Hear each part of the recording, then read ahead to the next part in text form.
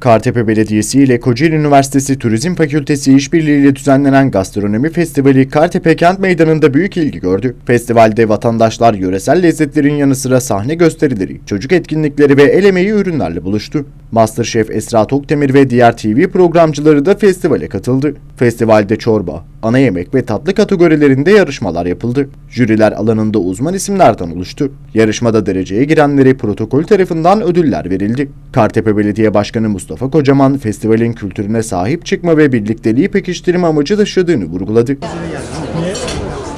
Devam ettireceğiz. İnşallah üzerine katarak, geliştirerek ulusal hatta uluslararası seviyeye getirmeyi planlıyoruz. Kapanış törenine çok sayıda protokol üyesi katıldı. Festival kültür ve lezzet zenginliğini bir kez daha ortaya koydu.